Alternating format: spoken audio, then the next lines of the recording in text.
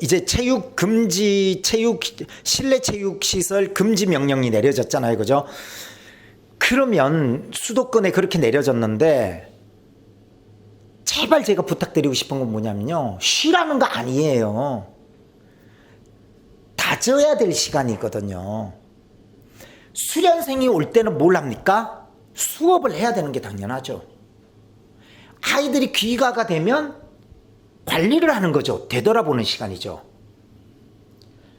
자, 내 의지와 상관없이 국가가 쉬라고 그랬어요. 그죠? 그러면 잠시 문 닫으라는 그 다음을 가르쳐 주진 않았지만 그 맥락에 우리를 한번 돌아보라는 거예요. 제일 안타까운 건 뭐냐면요.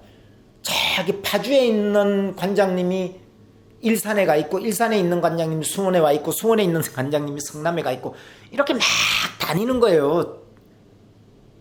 물론 그것도 나쁘진 않지만 6일까지는요 되돌아보는 거, 이게 더 길어질 수도 있는데 제가 볼 때는 한 9일까지는 될 것 같아요. 그러면 이동안 우리 관원생들하고 내가 얼마나 소통했는지 한번 첫째 출석부를 한번 뒤져보라는 거예요.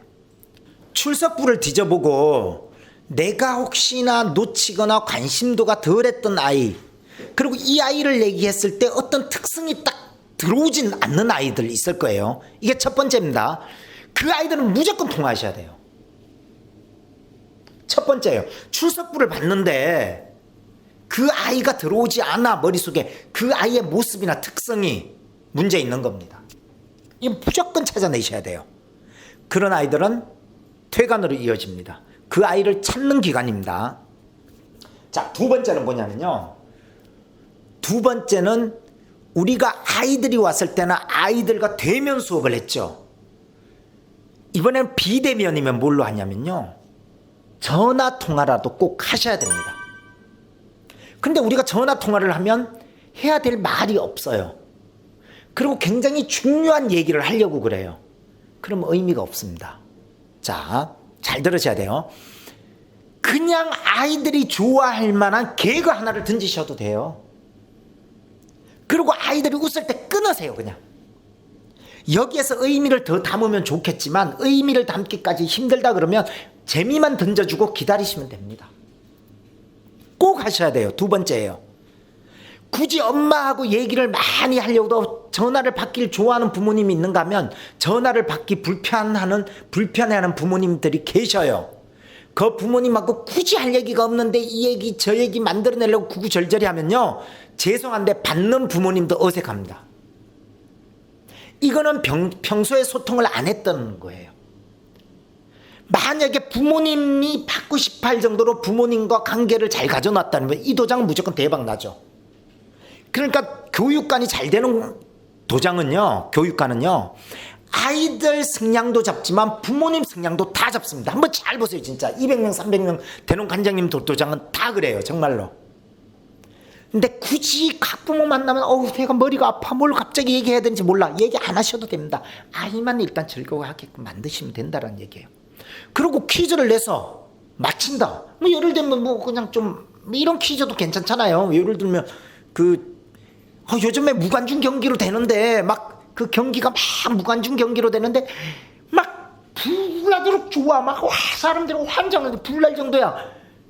그런데 매니아나 애호가들이 없어. 이게 무슨 경기 이게? 이러면 정답 불경기. 뭐 예를 들어서 물경기, 바람경기, 무슨 경기, 불경기 이러면 아이들이 불경기 할 거 아니에요. 이렇게 넌센스로 가도 좋아요. 물론 줄넘기를 하시는 사람들은 줄넘기 퀴즈를 내면 더 좋고요. 태권도를 하는 사람 태권도 품새나 발차기 된 퀴즈도 좋죠. 자, 앞으로 발끝으로 압축으로 차는 발차기, 무슨 차기게? 뭐 개발차기, 뭐 소발차기, 닭발차기, 앞발차기, 앞차기, 뭐 이렇게 나가도 돼요. 아이들이 쉽게 가는 걸로. 자, 그걸 가시는 거예요. 그러고 나서 그 퀴즈를 맞히는 아이들은 체크해 두셨다가 선물 보내면 돼요. 저희 같은 경우는 목걸이 이거 마스크 분실 목걸이 그거 선물 주거든요. 그거 얼마 안 하기 때문에. 그러니까 그렇게 가셔도 된다는 얘기예요. 자, 쉽게 가시면서 언제? 우리가 제가 저번에 말씀드렸다시피 27시간이 지나면요, 우리 모든 근육의 기억에서 약간씩 사라져요. 그래서 운동을 3일을 넘지 말라는 게 그거예요. 그래서 전화통화도 일주일 동안 있는 동안 2번 이상은 하셔야 돼요. 너무 자주 하는 것도 그렇지만 재밌으면 자주 해도 되죠. 그러나 3일에 한 번 정도는 꼭 전화를 하셔야 됩니다. 이게 2번째예요. 자, 우리 이 마지막 제가 드리고 싶은 건요. 우리가 언택트 뭐 이런 얘기 들었죠. 인디펜던트 워크 뭐 이런 거 들어보셨잖아요. 그게 뭐냐면 독자적인 뭔가를 개발을 하셔야 돼요. 그러니까 향후 이 코로나가 올해 종식은 안 될 거라고 다 전문가들, 그리고 내년도 아니고 이게 길면 3년을 가요. 그러면요. 자, 확진 환자가 200명, 300명 넘어가면 다시 이게 주어지지만 그 20명, 30명 갈 수 막 계속 이렇게 갈 거란 말이죠. 우리 대한민국을 예를 드는 거예요. 그러면 우리 동네가 생기면 잠시 주춤할 수는 있어도 또 운영을 하는 거예요, 그냥. 왜 20명, 30명 정도면요. 로또 복권 2등에 당첨되는 정도 확률이거든요. 그러니까 문제없이 또 운영이 됩니다. 근데 여기서 중요한 게 뭐냐면 또 확진자가 좀 많아지면 잠시 쉬거나 잠시 이걸 한단 말이죠. 자, 여기서 가장 중요한 게 뭐냐면요. 글로 표현할 수 있어야 돼요. 글로. 그래서 블로그 글을 좀 잘 쓰거나 학부모님께 안내문 같은 거 있죠. 내 마음을 담아서 제가 매달마다 보내주는 그 편지글 있죠. 그런 것들을 갖고 부모님과 얘기를 할 수가 있어야 됩니다. 전화 통화로다라도. 그러려면 사실은 여기에 대한 전문서적 전문 강의나 좀 들으셔야 돼요.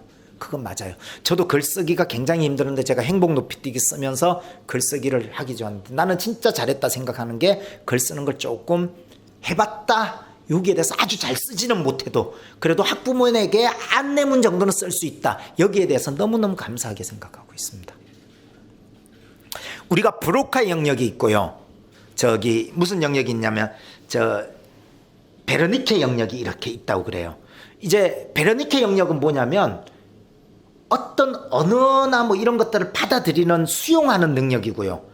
베로카 능력은 뭐냐면 이것들을 갖고 논리정연하게 내가 말을 할 수 있는 능력을 베로카 능력이라고 그러거든요. 그게 우리가 운해 잔해 이렇게 얘기했을 때 이 시냅스가 연결되는 그거잖아요. 그래서 운해를 쓰냐 잔해를 쓰냐 이런 얘기들 전문가들이 많이 하는데 저는 관장님들이 우리가 몸쓰기 운동을 굉장히 많이 했잖아요. 그러다 보니까 말을 하는 능력이 조금 아무래도 몸쓰기보다는 조금 부족해하는 관장님, 힘들어하는 관장님들이 많아요. 그러나 말하는 능력은요. 글을 쓰다가 보면 그 능력이 키워집니다. 생각은 어디에서 나와요? 마음에서 나오잖아요. 마음이 있다는 건 생각이 있고 생각이 있다는 건 말을 하는 거예요. 그래서 말을 많이 하는 사람도 똑똑해 하지만 많이 알고 있는 사람도 말을 그닥 하지 않아도 똑똑해 보이는 경우가 바로 그거거든요. 아는 지식은 많지만 이 논리적으로 내가 정리가 다 돼서 말을 할 수 있지만 말을 안 하는 것과 내가 몰라서 말을 안 하는 건 다르다라는 얘기죠. 그래서 제가 3번째 얘기를 하는 게 바로 그겁니다. 여기에 대한 지식 정보를 좀 알고 있지만 인디펜던트 워크, 그러니까 내가 만에 독자적인 내가 뭔가를 할 수 있는 걸 하나를 좀 꼭 이번 장기를 잡으셔야 됩니다. 다시 얘기해서 저는 좀 글쓰기가 재밌어 좀 글을 한번 써보려고 합니다. 예를 들어서 자, 나는 품새를 잘하니까 품새를 재밌게 가르치는 방법을 지금부터 연구를 좀 하고, 나는 겨루기를 좋아하니까 발차기를 재밌게 하는 방법, 나는 아이들이 재밌는 줄넘기를 하니까 줄넘기에 대해서 재밌는 것들, 나는 아이들 보조 운동 같은 경우 보조 운동을 재밌게 할 수 있는 거, 요걸 우리 이번 기회에 내가 뭔지 한번 찾아봤으면 좋겠다라는 겁니다. 여기까지입니다.